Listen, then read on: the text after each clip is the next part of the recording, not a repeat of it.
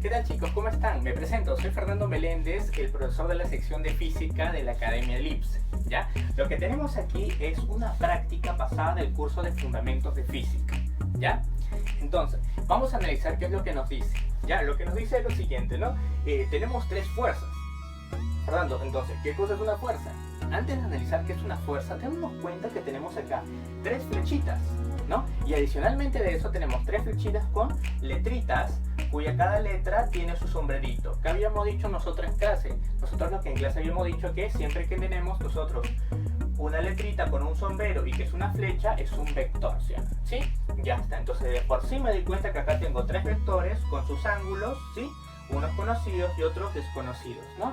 Además de eso, dice que también te regalan de dato el módulo de A y el módulo de B. Fernando, ¿qué cosa es el módulo? Bueno chicos, para empezar, ¿qué es módulo? Módulo es el tamaño de cada vector, o sea, el tamaño de cada flecha, ¿no? Por ejemplo, acá te dice que el módulo de A es 70 newton, ¿sí? Entonces el tamaño de esta flechita, o este ladito se le podría decir, es de 70, ¿sí? Cuya unidad es newton, ¿no? Y esta flechita de acá tiene un módulo de 125, o sea, si tú mides con tu reglita, digamos sería 125, ¿ya? Listo. Excelente. ¿Cómo identifico que es un módulo? Un módulo se parece al vector, solo que la diferencia es que está dentro de dos barritas. ¿Ya estamos de acuerdo? Listo. Ahora, adicionalmente de eso que me está diciendo, dice que la resultante es nula. Ya, antes de irnos a la parte de nulo, Fernando, ¿qué es una resultante? Bueno, una resultante, su propio nombre lo dice, es el resultado de sumar vectores. Siempre que te digan resultante, suma. ¿Ya? Entonces, como me hablan de resultante, vamos a poner acá, ¿qué es la resultante? Lo representamos con una letra R, es la suma de estos tres vectorcitos. Entonces le vamos a llamar, es la suma de A más el vector B más el vector C. ¿Ya? Listo. Y adicionalmente dice que es nulo. ¿Qué cosa es nulo? Fernando, cero. Claro, cero. Pero como la resultante es un vector, tienes que expresar el 0 como vector. ¿Cómo se expresaría el 0 como vector? Ah, Fernando, esto de acá sería 0,0. Listo. Y eso de ahí se le dice que es nulo, ¿no?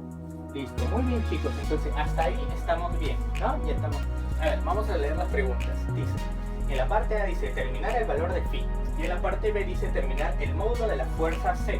¿Sí? Entonces me piden a mí hallar el valor de phi y de paso también me piden hallar el módulo de la fuerza C. ¿Qué era la fuerza? Era el vector C. Entonces, claro, nos piden el módulo de C porque solamente tenemos el módulo de A y el módulo de B. Pero nos faltaría el tamaño de C. ¿Sí? Listo. Ahora, Fernando, ¿cómo podríamos empezar esto? Yo sé cómo es nulo 0, 0, voy a empezar a sumar y voy a hallar los vectores cada uno, ¿sí o no? Descomponiendo. Ya sé, a mí también me encanta descomponer. Pero esto no es un problema cualquiera, es un problema que tiene resultante nula. Entonces, siempre que tengamos un problema con resultante nula, ¿qué cosa vamos a hacer? Vamos a recordar la siguiente teoría. Siempre que yo recuerdo, siempre que tengo un problema de resultante nula, voy a trabajar con la siguiente teoría. Si yo tengo vectores A, B y C y me dicen, bueno, puede ser más, ¿no? Y me dicen que su resultante es nula, quiere decir que al momento de graficarlo, si tú lo graficas, vas a graficar una figura cerrada. Y yo le llamo también fórmula del relojito. ¿Sí? ¿Por qué fórmula del relojito? Porque además de ser cerrada, también todos los vectores van a ir en un sentido, ya sea horario o ya sea antihorario. ¿Ya? Entonces, en este caso lo estoy dibujando así, ¿no? Entonces vamos a decir lo siguiente. Siempre que me digan que tiene resultante nula, ¿sí? Siempre que sea una resultante nula, nosotros vamos a dibujar una gráfica cerrada con un sentido horario o antihorario. ¿Ya? Ya. Entonces, ahora que ya tenemos ya la teoría, vamos a aplicarla, pero obviamente que esta teoría es simplemente un esbozo. Tenemos que hacer la gráfica cerrada, pero respetando sus direcciones y sentidos de estas flechas, ¿sí o no? ¿Sí? Muy bien. Entonces, ¿con cuál empezaríamos? Creo que de A o B, C. ¿Cuál podría ser? Fernando, yo voy a empezar con A. Creo que esa por intuición sería el inicio, ¿no? Sí, con A. Entonces, vamos a empezar con la letrita A. Listo, voy a dibujar acá mi vector y mi flechita A, ¿no? Ya está. Acá está la flechita A, ¿sí? Un angulito de ¿cuánto? Su angulito es de 40. Muy bien. ¿Quién la sigue? La sigue ahora el ladito B, ¿sí? Creo que esa sería la continuación. Entonces, empezamos entonces ahora con el vector B. que sería su continuación. Ahí está. ¿Qué más tiene? También tiene su angulito, que en este caso sería phi, que es el ángulo que forma la flecha ¿con qué? Con la horizontal, ¿sí o no? ¿Sí? Con esta horizontal forma un angulito phi. Ahora, para cerrar este grafiquito, ¿con quién lo cerraríamos? Con el ladito C. ¿Sí? Listo, entonces vamos a cerrarlo con el ladito C. Ahí está. Listo. ¿Qué más tiene el ladito C? Fernando tiene un ángulo. ¿Qué angulito? Tiene el ángulo 22, ¿no? Entonces empezamos. Colocamos acá su angulito 22. ¿Sí? Que lo forma ¿con qué? Con la vertical. Ahora, Fernando, ¿qué ya hemos formado ahorita qué cosa? Un triángulo, ¿sí? Ahora, ¿qué información necesitaríamos de ese triángulo? Lo que necesitamos son los lados. Creo que el lado A lo tenemos, porque el lado de A o tamaño, ¿cuánto valía? Valía 70. Entonces, este ladito vale 70. Tenemos el lado de B también. El lado de B sabemos que vale 125. Entonces ponemos el lado de B es 125. Ahora el lado de C no lo tenemos, así que le vamos a poner una variable que será C. Listo. Ya tenemos los lados, Fernando. ¿Qué nos falta ahora? Ahora lo que nos falta serían los angulitos. Los ángulos internos de este triángulo. ¿Podemos hallarlos así? Fácil. Por ejemplo, esta partecita de ángulo interno la podemos hallar. Yo sé que tú sabes paralelas, ¿sí o no? Por geometría. Como tenemos acá la regla de Z de paralelas, este 40 tranquilamente podría hacer un saltito, ¿no? Ya está. Listo. ¿Qué más? Fernando, mira, también puedo hacer paralelas aquí. Mira mi trucazo. Voy a dibujar acá una vertical y digo, si este es 22 por un Z echadito de paralelas, este 22 también sería este de aquí. Listo, muy bien, continuamos. Mira, Fernando, ahora acá estoy formando 90 grados, ¿sí o no? ¿Se dan cuenta, chicos? Que acá hay 90 grados. Sí, Fernando, como hay 90 grados, si esto de acá es 40, por lo tanto, podríamos hallar este angulito de aquí. ¿Cuánto es este angulito? 50, Fernando, ¿no? Muy bien. Poco a poco vamos rellenando los ángulos internos del triángulo. ¿No falta este, Fernando? ¿Se puede? Claro que sí. Se supone que los ángulos internos de un triángulo, ¿cuántos son? 180. Entonces, mira, tenemos 40, 50 y 22. Entonces, ¿cuánto nos faltaría para sumar 180? Fernando, sería 68, ¿no? ¿Sí? Ahora, como acá hay un phi, tendríamos que restarle, ¿no? Sería 68 menos phi para que la suma total sea 180, ¿no? Listo, muy bien.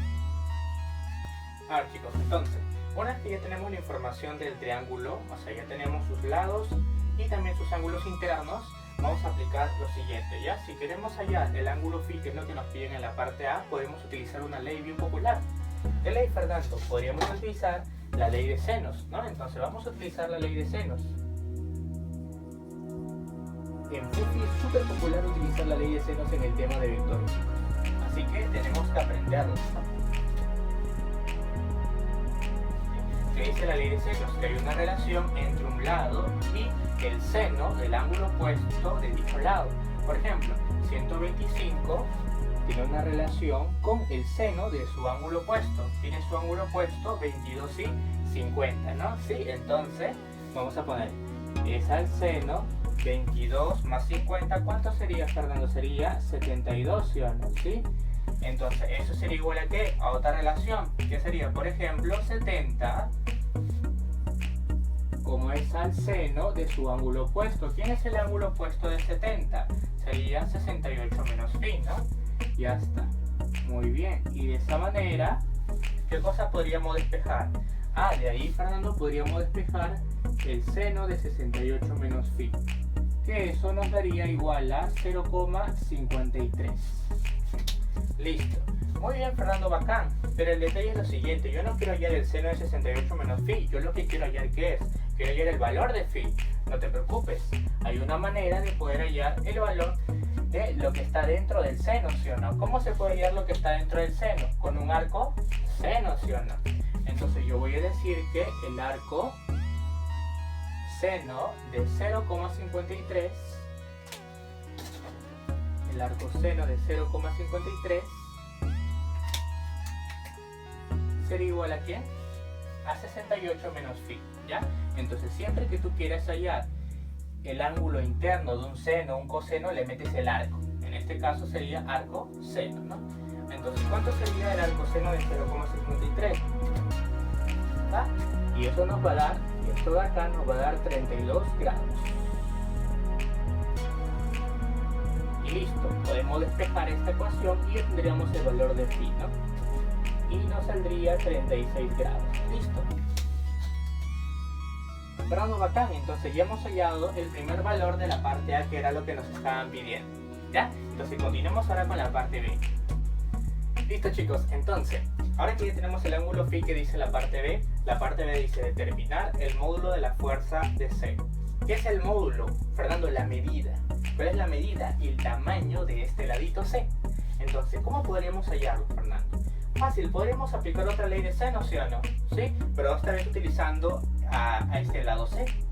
Ahora, pueden utilizar la ley de senos, o para variar en este caso, yo voy a utilizar la ley de cosenos. ¿Por qué, Fernando? Simplemente para practicar y recordar las fórmulas. Porque en la PC1 no solamente vamos a usar la ley de senos, a veces también será útil la ley de cosenos, ¿ya? Entonces vamos a estar utilizando ahorita la ley de cosenos más que todo para recordar, ¿ya? Entonces voy a poner aquí la ley de